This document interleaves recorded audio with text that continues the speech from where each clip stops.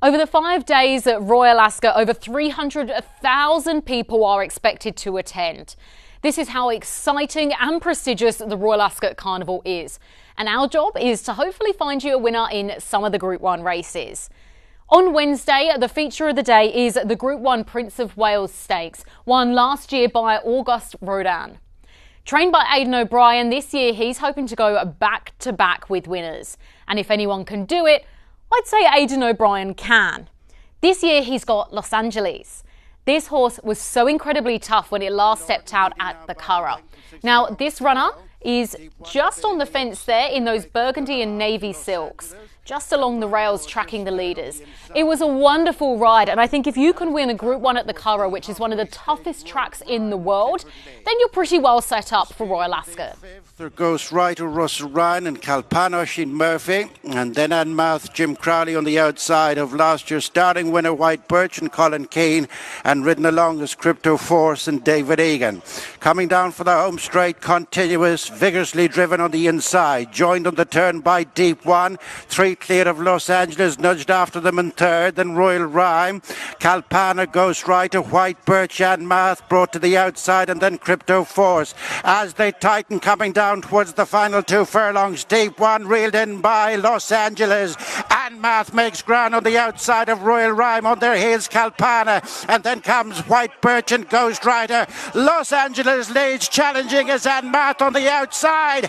Anmouth gets to Los Angeles in the Terrazones Gold Cup. The stride for stride, Los Angeles! Los Angeles! By a nick in the Terrazones Gold Cup from Anmouth, Kalpana, White Birch.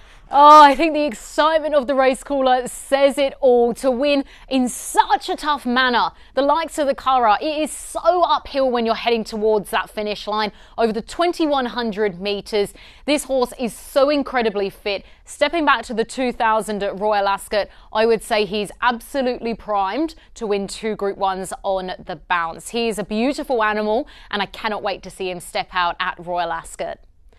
Now, obviously Royal Ascot attracts plenty of international runners. So how about French raider Factor Cheval? This runner is in the pink silks with the black cap. And what I want you to focus on here is how he's sort of held up for running, and the way that when he does get a gap, he's brave to take it. He rolls around a little bit, but in the end, he hits the line very well.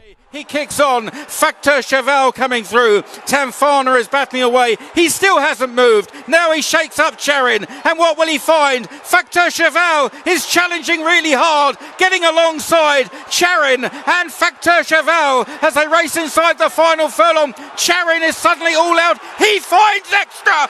Charin beating off Factor Cheval, and the champion miler Charin wins on Champions Day in the Queen Elizabeth II Stakes. Factor Cheval ran a great race in second. He really did. He was so brave in defeat, Factor Cheval. What I'd like to make note of is that this run was back at Ascot in October 2024. Since then, he's been racing against some of the world's best. He had a run at Riyadh and he had 2 runs at Meydan. Those meetings attract some of the world's best horses. Where else can you find some of the world's best horses to try and hold your own? Royal Ascot. And I think at pretty good odds, then Factor Cheval could be a really nice alternative to the likes of Los Angeles. Obviously, Los Angeles made the win at the Curragh in Group 1 company look so incredibly easy that it is hard to go against an animal and athlete like that. However, if you did, purely based on pure grit, Factor Cheval is the horse for you.